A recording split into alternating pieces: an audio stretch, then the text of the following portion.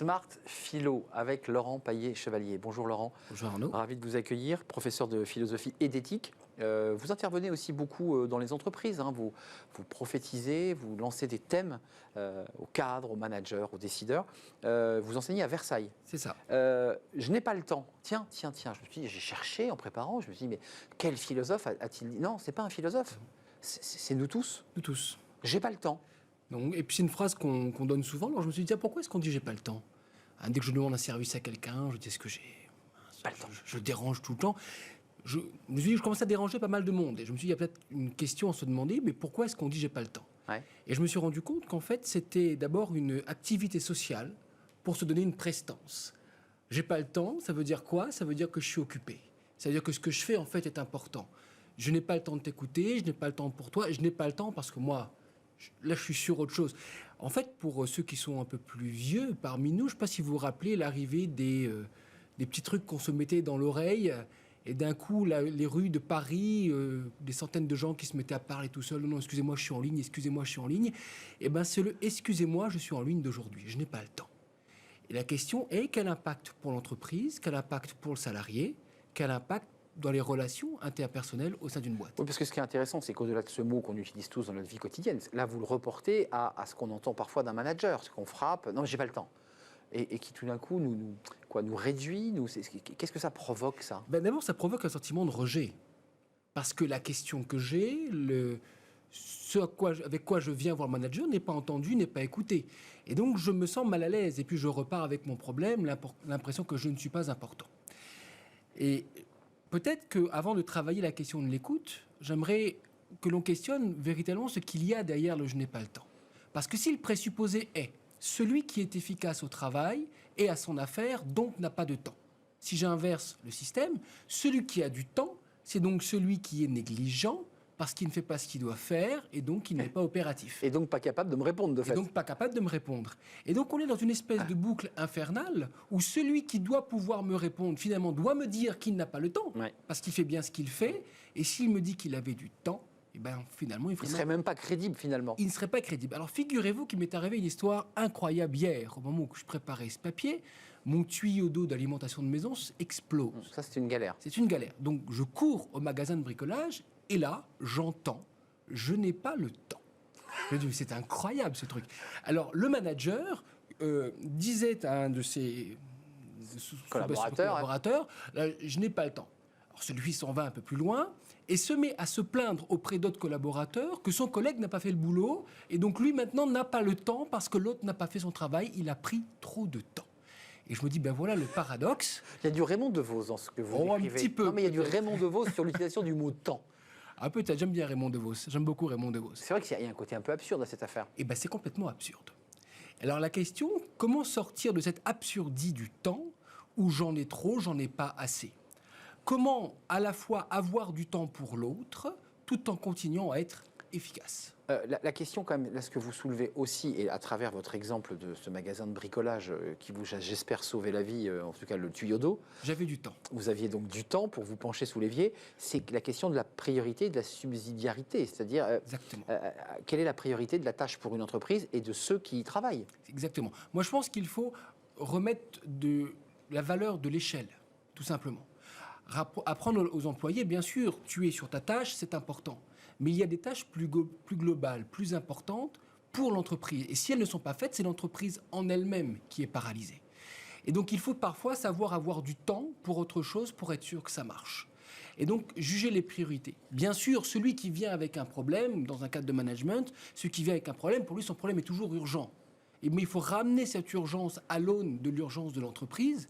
Et peut-être qu'il existe des cas où cette urgence est une urgence pour l'entreprise. Alors, il y a ce que vous évoquez là me fait penser à Pierre et le loup, c'est-à-dire, voilà, on alerte, et puis il ne se passe rien. Et puis le jour où il y a vraiment le loup, la personne a tellement alerté qu'en fait, on ne l'écoute plus. Il y a aussi ce rapport-là du manager qui doit aussi doser et connaître son interlocuteur. Parce qu'il y a parfois des gens qui considèrent que tout est une urgence alors qu'il n'y a pas d'urgence. C'est ce que dit Hegel, rappeler l'universel dans le particulier. Rappeler au particulier qu'il est toujours attaché à un universel, à quelque chose de plus grand. Et toujours repositionner l'action par rapport à la chose plus grande. Ça peut être très simple. C'est un cas qui est arrivé chez Amazon, mais qui m'est arrivé aussi hier. En fait, ce qui m'est arrivé hier, c'est qu'un des collaborateurs de la boîte avait mal rangé une palette. Et donc, elle était introuvable dans le magasin. Peut-être qu'un petit défaut de rangement peut paralyser complètement une structure. Clairement. La question est comment écouter, comment rappeler l'universel dans le particulier. Le défaut de management là est le suivant, c'est que la personne qui fait sa tâche n'a pas conscience de l'entreprise, n'a pas conscience de la dimension de l'entreprise, et finalement on se retrouve bloqué.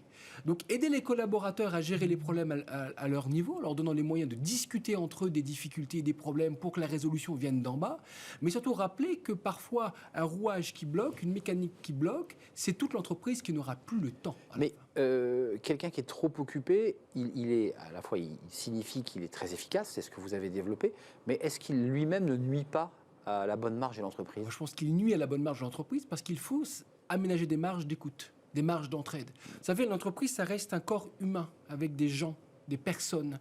Si je n'aide pas Philippe à la compta un matin, il aura du mal, lui, à m'aider un autre matin quand j'aurai du mal. Et donc, c'est peut-être recréer simplement le lien humain par des gestes humains. Tenir une porte dans une entreprise peut faire parfois beaucoup plus de bien que d'être enferré à une tâche pendant des semaines et des heures. Alors là, c'est plus de la psychologie, voire même de la psychanalyse, mais qui parfois fait écho à la philosophie. C'est quelqu'un qui est trop occupé peut aussi donner l'impression qu'il se protège, qu'il a peur de l'autre. Qui se protège et il ne s'investisse pas avec l'autre. Une entreprise est un enjeu collectif. Donc tout le défi, c'est de dépasser mon travail personnel et de l'ouvrir à l'universel de l'entreprise. Oui, j'ai une tâche, c'est la compta, c'est la logistique, mais au service de l'entreprise.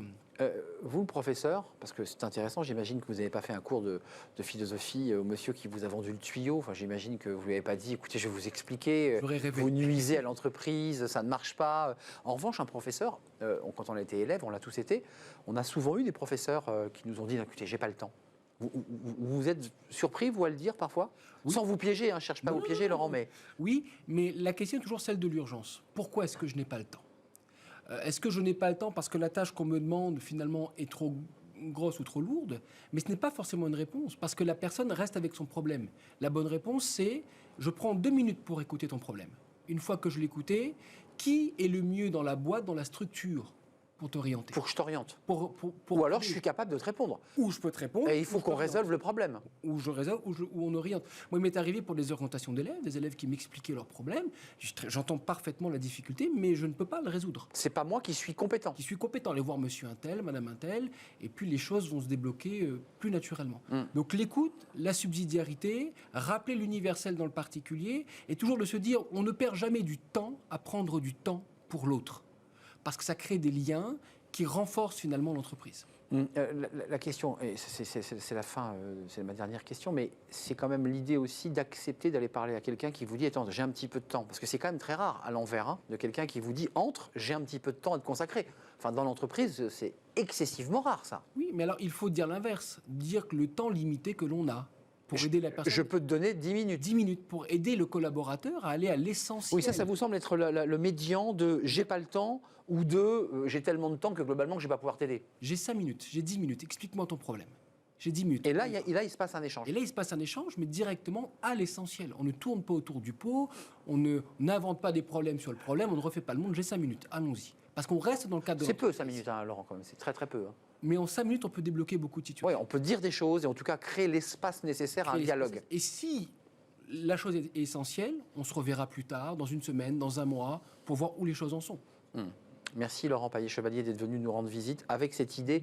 Alors en un mot, quoi, on peut être un peu agressif quand quelqu'un vous dit j'ai pas le temps. On peut dire écoute, j'ai pas envie d'entendre ça. Est-ce qu'on peut s'autoriser ça? Oui, on est toujours libre, mais il faut toujours, je crois, permettre l'espace de parole, permettre à l'autre de se dire pour faire grandir aussi l'entreprise. C'est très important de faire grandir dans le collectif, être dans le collectif. Merci Laurent Paillet-Chevalier, merci d'être venu nous rendre visite aussi régulièrement dans l'émission Smart Job. Vous êtes rendu disponible, ça a toujours été un plaisir de vous entendre, de partager ces moments. Professeur de philosophie d'éthique, vous intervenez dans les entreprises, vous enseignez à Versailles et vous allez prendre quelques vacances. J'espère. Les vacances bien méritées d'un professeur qui a enseigné aussi toute l'année à des élèves la philo. On se donne rendez-vous la saison prochaine peut-être. J'espère. Si vous êtes évidemment toujours d'accord pour venir Ce sera un plaisir. nous parler. À très très bientôt. Bonnes vacances, Laurent. Merci. On fait une courte pause. Vous connaissez la formule. Aujourd'hui, c'est le Cercle RH. C'est un grand entretien. On accueille Agnès Verdier-Molinier, directrice de l'IFRAP. Elle est l'auteur d'un livre qui était une sorte d'état des lieux de la situation de la France. Il est sorti en janvier dernier. On va revenir sur la base de ce livre et puis on va parler de tous les sujets. Et évidemment, la réforme de l'assurance chômage, la pénurie d'emploi, les déficits publics et les stratégies du gouvernement en matière de pouvoir d'achat, qui est un peu le sujet central. Faut-il faire des primes, des chèques ou faut-il au contraire augmenter les salaires? Voilà, tous ces sujets, on va en parler avec Agnès Verdier-Molinier juste après la pause.